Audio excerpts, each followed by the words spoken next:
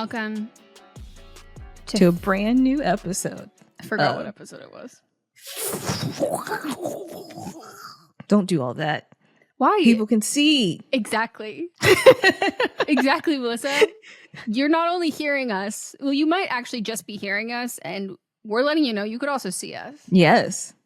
People are in their car just like whipping their heads around. Don't do that. Focus on the road. Unless you're not in your car and you are stationary or you have the ability to avert your eyes to what you're doing, and you can actually watch us. We have video versions of these episodes now. Yes, we are on Spotify. If you're in the Spotify app, it's right there. Like what you're looking Jump at. scare. No, I'm just letting you know. You can flip. There's a little button that says change to video, and you can change it. Just click it and then hello. Yes. It's us. And it's like seamless with how it is with the audio. And if you're on YouTube, you can look. We're in our feed that has been here, and people have been because I connected our RSS feed that just has the audio, and people have been commenting like, "Hey, I missed this podcast. Why did you stop doing it?" We've been doing it. We've been doing it. I also need to post like promo stuff as soon as we started doing more episodes. Or maybe it was when I got COVID for the second time. I don't know what it was that happened. I stopped, and I will do that again because I want everyone to know. But I do love anytime there's like a post that like someone does like throwback, like, oh my God, like we were living and loved this era, 2013 YouTube. And there'll be like I'll be in a slideshow or whatever. And people are like, oh my God, whatever happened to her? I just want to give so much love to those of you who there has not been a time where I have seen my name brought up without seeing someone respond.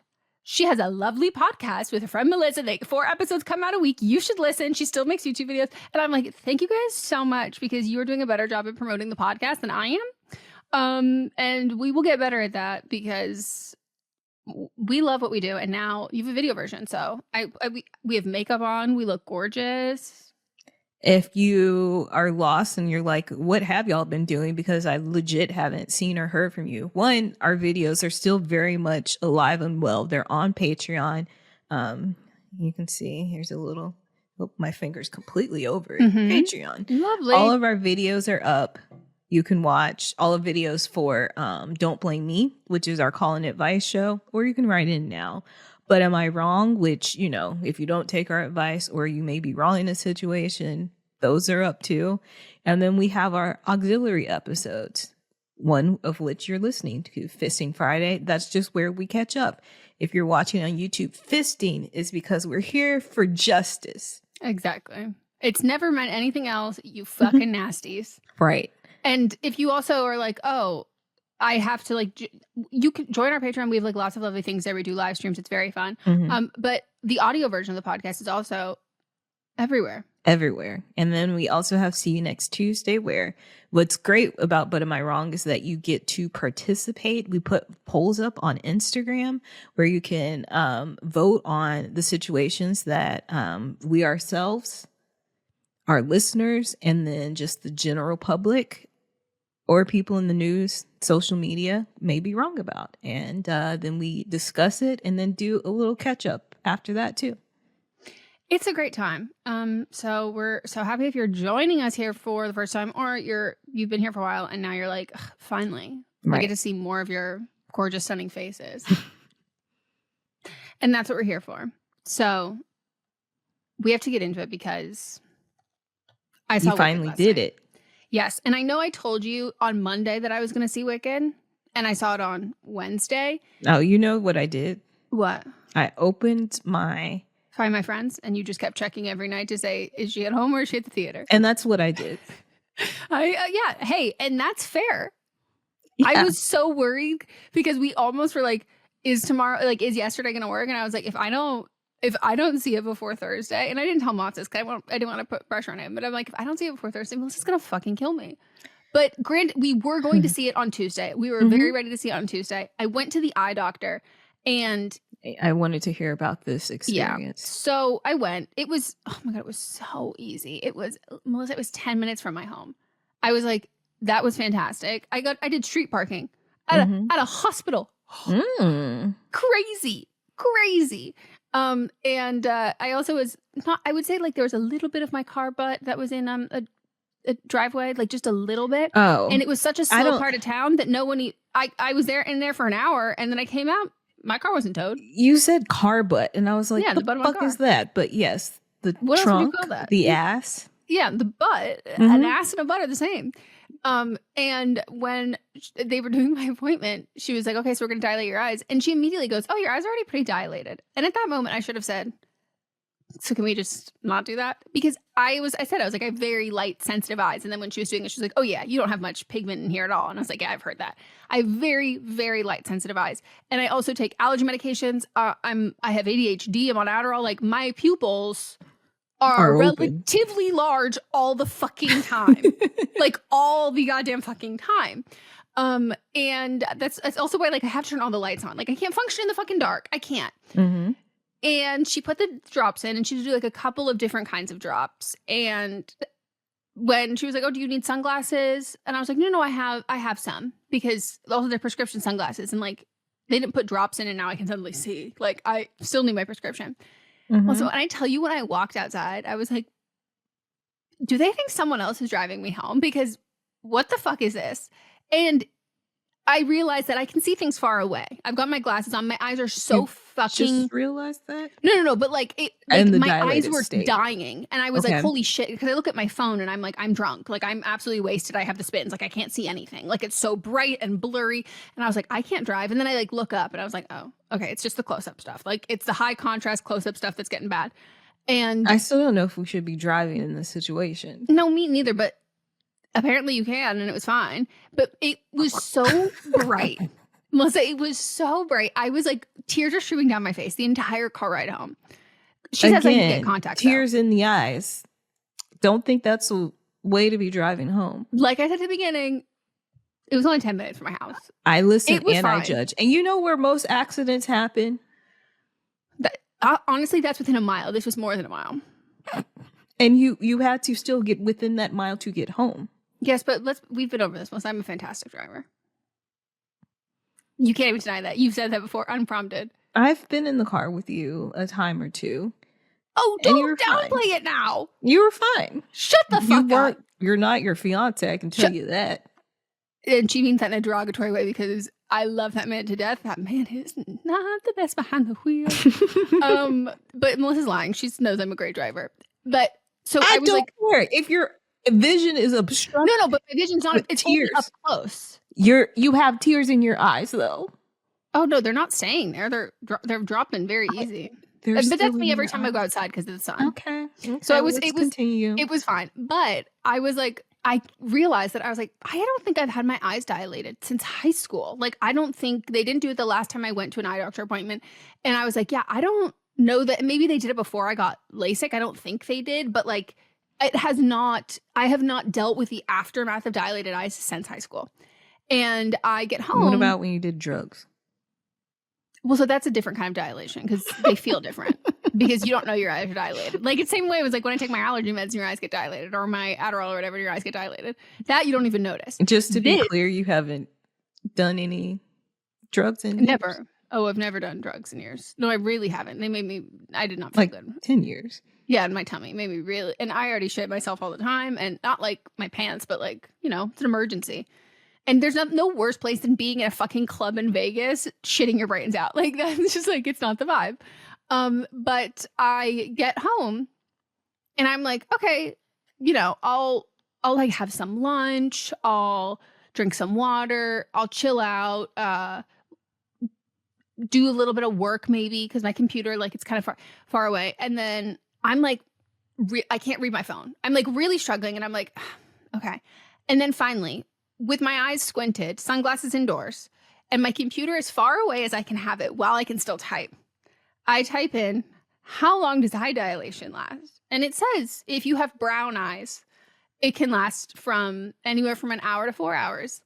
If you have blue eyes and sensitive blue eyes, it can last up to 24 hours. And I was like, you're fucking kidding me. The way that nobody prepared me for the fact that, like, I'm going to have to take an out of office day. Like, I have so much shit to do. I can't see anything. Granted, it was very helpful for picking my skin. Could not pick my skin because can't see it. Too close. But you do realize you just said I could barely see with my phone close to my face too. No, but so this is what we'll get into though. So I'm waiting I'm waiting all day, hoping it's gonna, and it's like slowly like getting better. Mm-hmm. But the thing that I had a hard time with was high contrast. So a light and then everything else dark. That was where it was like my eyes immediately start watering. I can't keep my eyes open. And so I kept trying to turn on the TV with the lights off. Can't do it. My head starts pounding. I can't focus on it. My eyes are watering. And I'm like going into the hallway with all the lights off. And then I'm like pulling my flashlight and like looking at my pupils, trying to be like, are they getting smaller? I tell Mods, I'm like, we'll make a game time decision. And I was like, just, we'll see how dilated my eyes are when you get home. And he comes home and he was like, hey, chicken. And I turn around, he goes, whoa. And I was like, wait, I thought they were looking a lot better. He goes, they look so scary. So because of that, it also gave me a pretty bad headache. And I was like, I don't want to have a headache while I'm at Wicked or like have to like squint or avert my eyes or anything like that. Okay. I forgot that this is where this was leading to. Was Wicked. I was like, what is the game plan? Like, you don't leave your house, but yes. No, it was fine. But I was just like, this is not, if I've waited this long to see Wicked, this is like not how I want to do it. So then we finally saw it last night, and we'd also been waiting because we didn't want to be in a really crowded theater. And then Mott's was like, so I don't want to complain because I know that like we didn't want a crowded theater. I could have done with a couple more people because we were it was us. There were 2 other people and then 1 solo person who I think walked into the theater, was in the wrong theater, and then left. Not when I think before the movie started. It was us, and like there were 4 people in total in the entire theater. You didn't have any Real Housewives watching with you? No, and so like I got annoyed when they weren't laughing, and I was like, wait, they can't hear me laughing. I can't hear them laughing because there's only 4. Like there's 4 of us, and we're so far away from each other. So yeah, but I loved it. Mott's loved it. Mott's is addicted to Glinda. He was like, he literally keeps doing her little walk run. And I was like, he's like, I think it's so funny. He's like, she was so funny. And I was like, oh my God, the way that and I don't mean this as, actually someone could take offense to this because I'm offended. I even thought this. The way I was so impressed with Cynthia Erivo, and you could be like, duh, bitch. But like, it never occurred to me that she would be singing an American accent. And like, she sounds so young when she's like her whole performance. I'm like, because I'm familiar with her as a person. I'm not familiar with her like work and consuming her work. And so like when I've heard her sing, I'm like, yeah, Broadway voice. I can tell she's British, and I don't know the character. She's just singing as Cynthia Erivo. Forgot it was her. Like I was so fucking in it. Like she sounded she sounded with like an American accent, high school, college age kid. Like it was say crazy. That as if Oz is in America. No, but like she's not. She has. What I mean is she doesn't sound like Cynthia Erivo. She doesn't sound like her specific British accent because like her voice is very specific. She really disappeared into this and role. Vocally, which is crazy because I know everyone's praising the entire time I was like, that's Ariana Grande. Like Cynthia Erivo, I was like, yeah, she would completely, is phenomenal. Her voice, her speaking voice, her how she holded her face, like all of those things were like I couldn't see her in the role. Like she completely, and like that has nothing to do with her being green. Like no. I just couldn't see Cynthia. It was just like she was the character. You see Elphaba. She was phenomenal. The emotion that she shares in her eyes, the way that she inhabits the space that she's in, you feel her. Like you really feel the character. You feel like Elphaba feels very real to you, and it's so relatable. And I thought that she she deserves all the awards, every single one. She was so phenomenal, and like I never knew that like there could be like she straddled such a amazing line between being over the top and theatrical for a movie musical, like because like we don't want the Mean Girls movie musical, like you do want some of that theatrics while also not overplaying it, like while also having like that subtlety, which is like not to say that theater actors can't have that, but like they often are not given the opportunity to do that, and so like it's not usually in the front of their wheelhouse to be subtle in like because for they camera. can't. They're on They can't, stage. exactly. Acting for camera and acting for a stage is very different. Yeah, so being able to have like the big performance and like do the physical comedy in a way that like still embodies like musical theater, still embodies like a stage performance while being subtle enough for film. I was like, this is so fucking impressive. Her like her physicality, like all of it. I was like, this is insane. I have to say the choreography, I'm addicted to the choreography. Obsessed. It was so fucking good. So fucking good. And just like knowing so much of it has like practical effects, like I thought was so great. The set design, yeah, like incredible. All of it was just like it was just so fucking cool. I need Jonathan Bailey criminally. I want my boyfriend. Okay. I want my boyfriend to have a boyfriend. Like, first of all, his horse is his horse from Bridgerton. Look at I don't know if you knew that. His horse. Look at that horse. Look at that horse. Yes, his horse is his horse from Bridgerton. So they're like the friends. Actual horse. Yes, it's his horse that he rides in Bridgerton. Wish he talked in Bridgerton. Wait, hold on. Do you think that when they were like coming up with the voice for the horse, he goes, I know this horse. That's not how this horse is. Because that's what I would do. Probably. Anytime Mott's wants to like give a voice for a stuffed animal of mine, I go, you don't know this one like I do. I'm so sorry. The way he dismounted that horse and he clicked his little feet together, I said, like the way a horse neighs. You neighed. My cat purred. When he grabbed that guy's face, when they were like doing the dance and he like put his head, and I couldn't tell if he was going to snap his neck or like shove his head to suck his dick. And I was like, this is so hot. Like he was the way he moved, his charisma. Because we love him from Bridgerton. Oh, you know, do we? Anthony eats a lot. We love him from Bridgerton. He's hilarious in chewing gum. Like this man has. When I realized that was him, I was like, that rumor makes sense. Like I was like, that is him. Because I've seen that clip before. I've never seen the full show, but I've seen like scenes and stuff. And I've seen I think I might have seen that whole episode. And I was like, it is him. Yes. And then the way that they both looked at each other, him and Elphaba, I said, oh, okay. Like the tension is there. And there's so much more to talk about with him, but also I would like to talk about another sexual tension. Between Elphaba and Glinda? No. Oh. The movie's inherently gay. I think even the stage production, it's always pretty gay. I haven't read the book, but I heard that in the book they do have a kiss. I would not be surprised. I've never seen an iteration of Wicked where there is not a heavy, overt sexual tension between Elphaba and Glinda. Like, it's not an accident. Like, to me, that's like canon. Yes. But when Glinda meets Bach, Ariana, and Ethan Slater, I felt the sexual tension. And in that moment, I said, I get it. Like, it felt real. Mott's had the exact opposite reaction. When Bach popped up, and I say this with love to my man. He did pop up. And I literally popped up. And I say this with like, you know, maybe a shred of respect for Ethan Slater because he can sing and dance. I don't have much respect for how he carried himself in that whole thing. But like, he popped up and Mott's out loud, physically and verbally went in his seat. He was startled. What you were supposed to do, though. And then he was like, that's SpongeBob, right? And I was like, of course. Why are you questioning it? Who else here looks like SpongeBob? When the two of them were talking, I said, okay.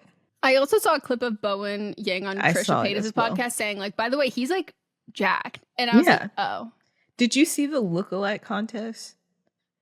There's been a lot of them popping up. Do you see the Zendaya one? That one, piss poor. But this one, the Ethan Slater one, the guy that won, legit looks just like I didn't know there's more of them around. And he's ripped. Like he wore bigger clothes, but like that dude, and he can do that face. You know what face I'm talking about. He can do it. He won. Wow. Like people were like he legit looks like him. Well, he's also short, Mm-hmm. so more often you're going to see really ripped guys who are short because proportion wise they can build muscle as opposed to anyone. And you'll find that in like anyone who's smaller, you can build muscle more than you can there. So I could see but that. Let's not minimize the work that he's a dancer. No, that's what I'm saying. So like to me, I'm like, oh, that must be, like, we refer to him as SpongeBob, but I'm like, oh, this man must be like an incredible, like, consistent worker on Broadway in dance heavy shows. Like, he has to be. You just don't have the time to get that ripped while being on Broadway if you're trying to do that outside of your work. Like, so I'm like, oh, he's got to be very good. Yeah. And this guy, the one, also can sing. Oh, maybe they're related. It's Patrick. SpongeBob, Patrick. No, it's, with SpongeBob when he becomes, is it Flat Stanley? Doodlebug? I don't remember. SpongeBob. Can't tell you the last time I watched a SpongeBob episode. Doodlebob. It's like Flat Stanley. I remember what you're talking about, but it is a Flat Stanley of SpongeBob. He's Doodlebob. But I just thought it was so fucking great. I didn't cry as much as like everybody talked about like crying. I cried in the Dr. Dillerman scene when he knocks out, like when they write that on the board. I cried.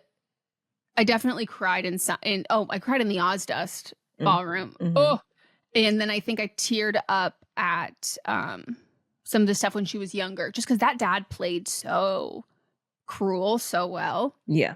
But I didn't sob. Everyone was like, "You're gonna hysterically I didn't sob. One, because I'm a thug, but two, because I don't cry in front of my mother. I saw this on Thanksgiving, and I was sandwiched between my mother. And you don't cry in front of Lisa Rinna. I was sandwiched between my mother and Lisa Rinna. If you haven't listened to that episode, and my mom was over there boo-hooing. Lisa was also crying and cheering. Like, I was living for her reactions. I love that. See, that's what Mott's was looking for, Lisa Rinna to be in our audience. He was like, I needed that. But I thought it was good. I loved watching it with him because he's never seen it. He also put on the soundtrack this morning, and because I had told him, because I asked him what song was his favorite, and he loved he liked Defying Gravity. He goes, she can really sing, and I was like, yeah, you have to be able to sing to do that song. It's the hardest song, and he like loved Popular too. But I told him, I was like, I do think, no offense, anyone, I think Christian, the original version, there's like, I think Dancing Through Life, I like Jonathan Bailey's version better. But like for Popular, I do like Kristen Chenoweth's version better. I like the end that they changed for this one better, but I do like Kristen Chenoweth's version better. And so I told Mott that, and I woke up and he was listening to it while doing dishes. Did you feel what I felt, where I was like, there were parts where it felt like Ariana was trying not to do an impression of Kristen? Yes, I think that's like the hardest part about, because on Broadway, you're supposed to be there's certain things you can like stray away from, especially on songs and stuff. But like, and I think for her, impressions are her bread and butter. Exactly. And she knows her. So like, I think it was a little bit harder for her. Because I've even seen her like just in conversation, just talking about people she knows, and she'll just slip when she's quoting them, she'll slip into their accent. It sounds just like them every time.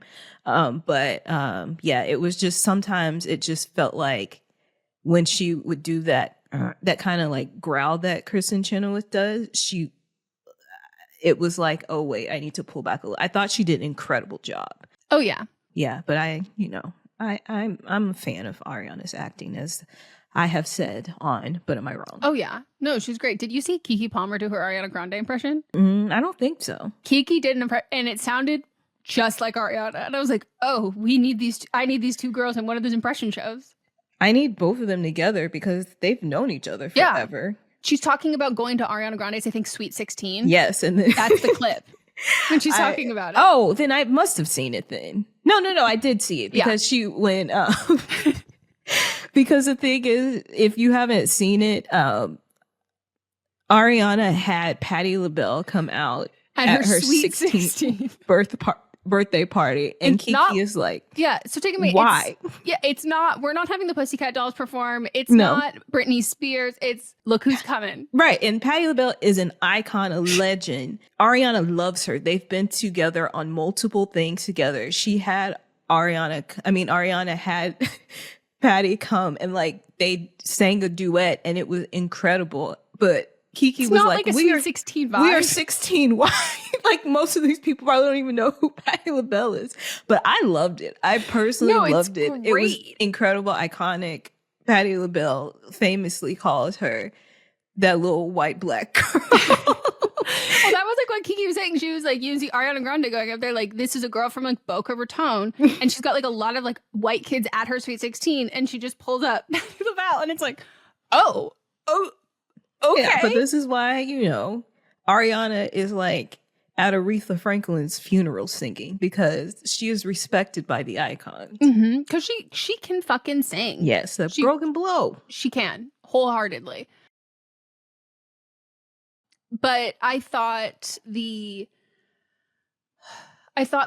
just thought all of it was so good, and I had forgotten a lot of like the plot. And you said that when we were just discussing it. And I really forgot the second half of the plot, but like I intentionally didn't read any of the stuff to like brush up on it beforehand. But I was just like so excited, and I thought it was such just a very good movie musical, because it embodied all of the things that you want and you need. Like it felt really grand. It's a movie that feels like a movie, but it also has the ability to like, you can watch it and soak it all in at once, but then you can also watch it and then like look at the little things in the background. Yes. It doesn't feel overwhelming in the way that sometimes they can try and stuff a movie musical, like a musical all into a movie, and they're just trying to do it. And I think that's why feel long. Like I was gonna say, and that's why I think part two, like doing that is great, because like it gave it room to breathe. And I was telling Mott's too that I was like, well, it happens in the, I don't think I'm wrong, but it happens the same point that intermission does. Yes. And there's a time change. And so like it's like, this is not like, it doesn't pick up immediately after you left off. Like there has been time. And so for an intermission, when you have 30 minutes or whatever, 30 minutes.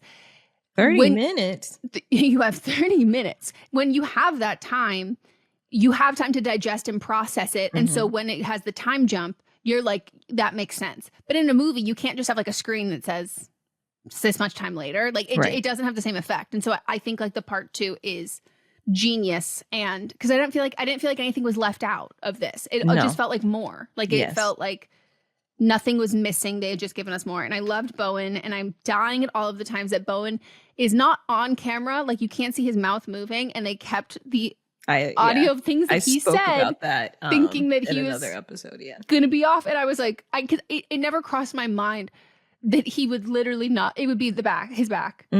I told you. I don't know why. I think it was like, I forget. I knew it happened in the I don't see color, but then it happened like in 2 other times. Yeah. And I was like, oh, you were like, it's a lot. I'm sure he was like, oh, I'm in this movie a lot more than I thought I was going to be. But I also thought Jeff Goldblum was, I'd fold for him too. Yeah. That's pretty common. Yes. I literally have a framed photo of him from the 90s, I believe. Where? You want to see it? I'll go grab it. Where is it? Where do you keep it? Don't worry about that. Oh, it's in her panty drawer. It's just her panties and a picture of Jeff Goldblum and her vibrators. Oh, that's a very professional photo. It's a limited edition, like one of something. Shut the fuck. I have a like certificate for it. Where did you get this? At an auction? No, it was a gift because someone knew that I love him. I love this man. I've loved him all my life. much like I love Dick Van Dyke. Oh, Like, speaking of, he had to evacuate right I around his know, birthday. I know, but He said, he's "We're having fun." he's safe. That's all that matters. He is. I ended up on a Dick Van Dyke TikTok rabbit hole, and I felt like you. He was like Right? talking about his son, and his son is like 70 years 70. old. And I was like, this is crazy. Like, my family does not have those kind of genetics. And so, like, I am unfamiliar with that concept at all. You I know, was like, watching the behind the scenes of Coldplay, the music video that he just did with him. yeah, I saw. And he had said that Chris Martin has said that he was like, yeah, his son who's there was like 70 was like, can I turn on the pool? Yeah, I'm like, that's crazy. But like, hey, love that for people. Like, Yeah. that's congratulations. If you want to live that long, I hope you do live that long. And if you don't want to live that long, I hope you don't live that long. He's, he's still funny, making jokes, still Yeah. dancing around. Was on Days of Our Lives. No, that's genetically, that's like incredibly impressive. Mm-hmm. I'm like, study that for science.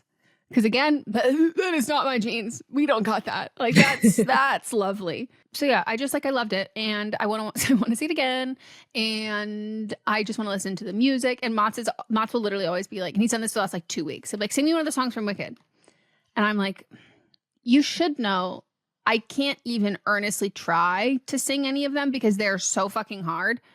And unfortunately, sir, I do know every word, so I can just recite the entire song to you. But I have still been doing it, but in this day and enjoys it. age where we have music literally at our fingertips, No, he wants me to sing it to him. why does he want you that is love. That is truly love. No, marry that man. It's legitimately all the time.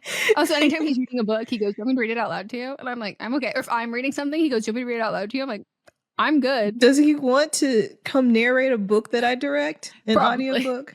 He probably would love that. We have to work with him on getting farther away from the mic for his pees, but and also his breathing. Yes, we are working that all the time. I love that man to death. I am constantly telling him, I need you to stop doing this weird breathing thing that you're doing. I forgot that, we've talked about multiple times how we both do not like people's hot breaths on us. If we feel your breath, that means you're too close. And you've said that to Mott's, but I legitimately forgot that he is a mouth breather. So he this does is this just your thing, life. Which I'm like, sir, I don't think this is helping your anxiety or your stress levels. He does this thing where he like hold his breath and be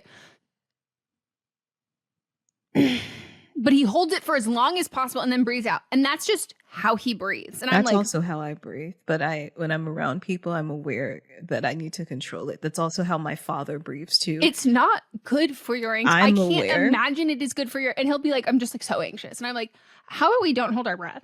Like, I think that's I think that could really, really help. And so I always work on that with him, where I just go, breathe out, just match how I'm breathing, breathe out. I've learned that's part of the reason why I always sit up straight, because then I'm more aware of it. And so that keeps the breathing going. But it's a common thing. Like me and my dad. My dad, just, you hear him. Like, that's whenever we do impressions of him, that's what we do. I can't. And I'm like, I love him to pieces. But I literally would be like, breathe normal, breathe normal, breathe normal, breathe normal. It was so good. It was so good. I really want to go see it again, but I've been so busy. I'm hoping, because I'm leaving for Arkansas tomorrow, I'm hoping that I will have time to go see it again. I know I won't be going to see it with my niece, Audrey, because she said it was good, just too long. I won't be back for part 2. I feel like she liked the monkeys. I feel like she would have loved the flying monkey. Well, does that happen in the second one? No, it happened in this one. No. But doesn't she take they become part of her? Yeah. Probably. I could see her loving that and then just being like, this is, because like visually wise. But she's now in that, by that time she'll be almost 12. Like, they're in that like teenager. She's no longer in her spooky. She is very much still in her spooky era. But by the time they get, she might not be. Not her director. music. spooky to music. Okay. Because should Yes. we explain to people what she was M. Night Shyamalan's family? Yeah, she still loves to do that kind of stuff, but I just think now that she's older and Yeah, the more of her music is friends less are cool. social media, she doesn't do it. But Yeah. this girl loves to keep an accent. Right now, she's been in her very deep South Southern accent phase, and that's all how she talks now.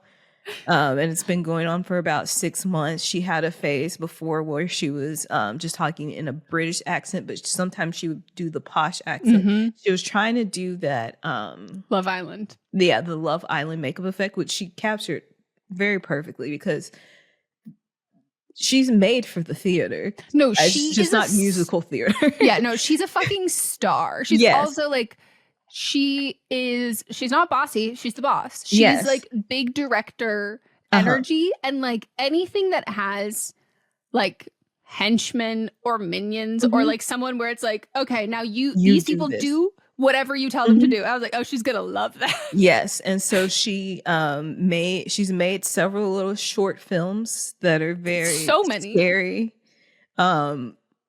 And she's very good at it. She loves Wednesday. Starring her siblings, where she forces them to hide in small spaces. When she is Wednesday, like Wednesday Addams, that is who she is.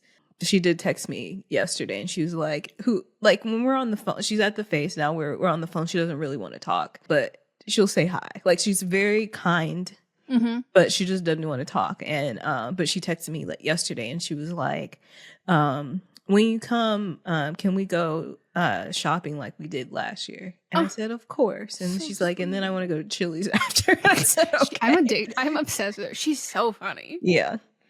But her little films are very good. Like she's very good at it. But with the Love Island stuff, she was doing like a posh British accent. And I told her, no. Go watch some Adele videos. She came back. She had perfected that. Because she's an artist. Like she's so about that. So I wonder, I think maybe she's older. She'll get back into the musicals will be cool again. But I could see her just like loving the elf above it all. Yes. Like the sorcery. But yeah, that was my review of it. I thought it was so fucking good. And I can't wait to watch it again. Me too. I also think all the hate for Nessa is unnecessary.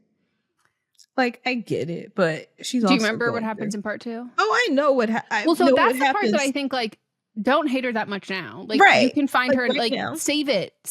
Because, like, it's not earned yet. Like, you know, you can find her the same way that you can look at when people were like, wait, does Ariana play the villain? I'm like, yeah. Like, what do you mean? The suspended disbelief of, like, thinking of her, of Galinda as like still a good character in part 1, but then automatically being like, well, Nessa is all evil. I'm like, okay, we've gotten the same level of we know what's coming. Right. Galinda's, I think, has even been worse. We've seen she far is more worse of her. because Galinda is performative, like in transactional. We've seen more of it in this one. She only is nice to Elphaba when Elphaba starts doing nice things for her. Like it's and when it's benefiting her. Exactly. Yeah. And Nessa, it's just like, I've always been in the shadow of my sister. I've never like been able to just have my own thing. I thought going to school was going to be my thing. And now it's not. I'm not having an experience that's just mine. Yeah, it's the plight of the golden child. Like of being put on that pedestal. The pedestal is better than being in Elphaba's position, but it doesn't come without repercussions on that. But yeah, I'm like, Glinda, she's shown her hand in this, and Nessa has like, there's been hints to it, but everyone's like, I hate Nessa already. And I'm like, okay, come on. You can't say you're holding out to hate Galinda until the second one and already hating Nessa Rose right now. I was also like the way that everybody is freaking out over little Nessa, and she literally says one word. No, she says 2. But yes, she does say 2. And no.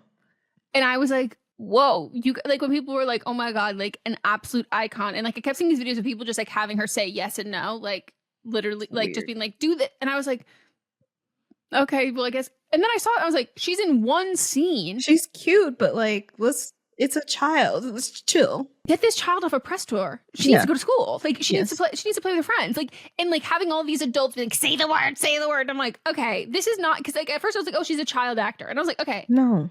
she's a child who acted in this. Like, she might be acting or whatever, but like, this isn't like she was Matilda in Matilda. Right. Like, she did this one thing and I was like, oh my God. But I do like at the premiere, she had on the slippers and the little striped tights. I thought that was cute. It was very cute. And she's adorable. I thought it was great casting for both of the little ones. Yeah, the little Elphaba, she her and her actual like friend, that they've been friends all their lives. Her friend was a munchkin. And so they've been doing a little they've been doing a little press stuff in the UK. Shut the fuck up. Oh, I love that. Oh, I loved it. But yeah, it was just so good. And I am a fan. And I loved that Mods loved it. He was like, that's my favorite movie musical I've ever seen. And I was like, okay, well, low bar. But he said he would be interested in seeing the stage play too. I am too. Like seeing it again now.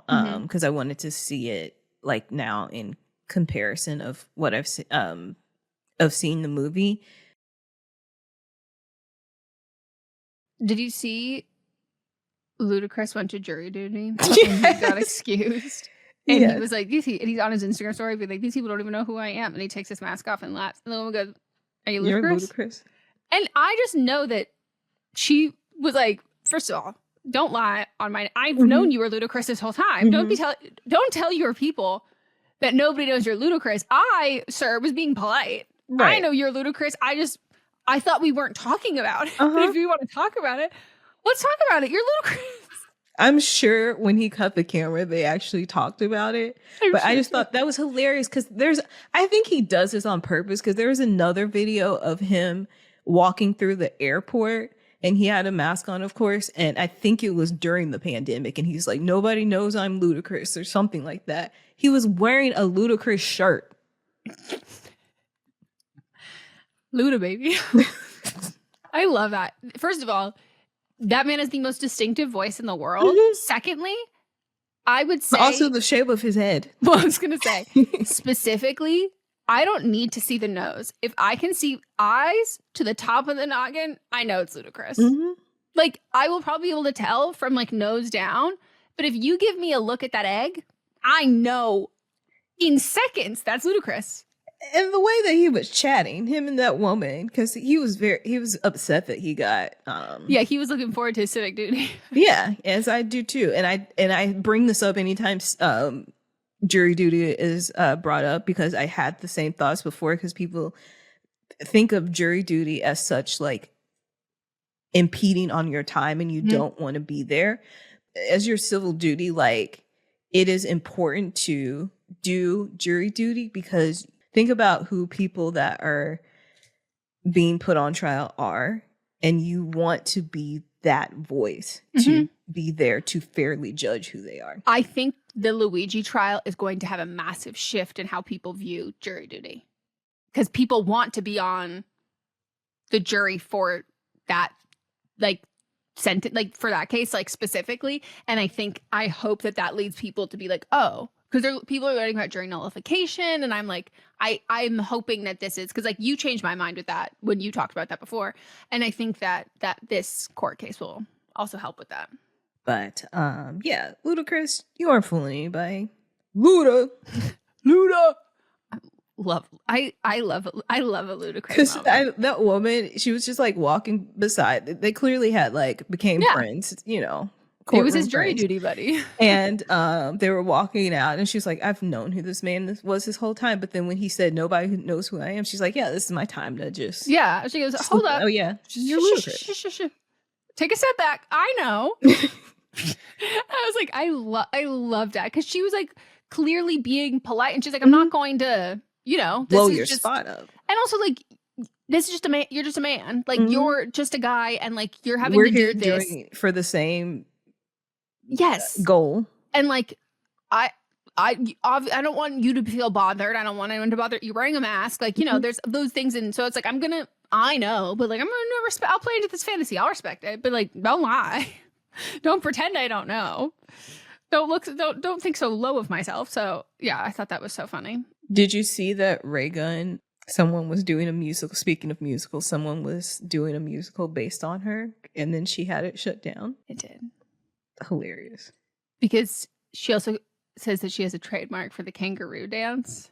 And to that I say, to me, that's... calling it a dance is a stretch, first of all. Well, also, like, at that point, if I was, like, the Australian Prime Minister, I would be like, this is blasphemy. Like, the way you as an Australian cannot claim copyright over the movements of one of the animals that is, like, literally solely associated with Australia. This is a quick shout out to Soraya. You know, it's like if someone would say, like, oh, Americans doing that with bald eagles. But I think it's different because I think Australians are familiar.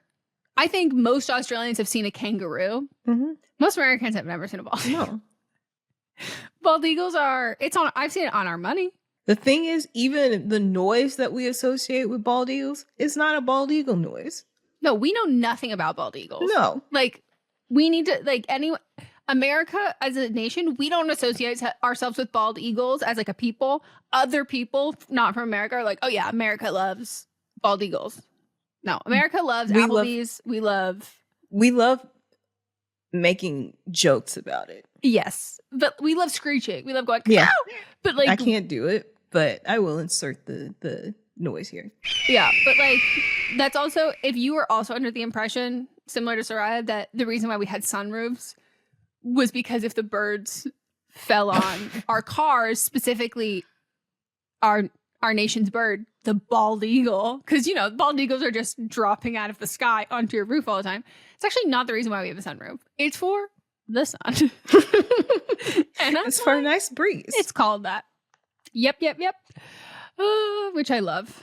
And the idea that you're in a convertible, you're just, like, risking your life every single day. That, like, you're talking about me? No, anybody in a convertible. Well, both of us have convertibles, but, like, that. I thought you were specifically talking about me because I do have a convertible. Our lives for how many days out of the week are you gonna have a bald eagle fly and never even had a bird flying over me. No, never even seen a bald eagle with my own eyes. The most bird activity I get are those annoying ass birds outside of my home that will be descending upon me in about 3 hours.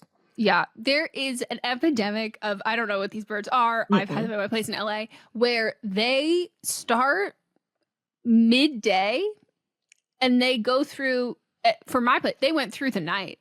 It was morning, same. No chirping. They stop about, like, 6 and then they come back. Yep.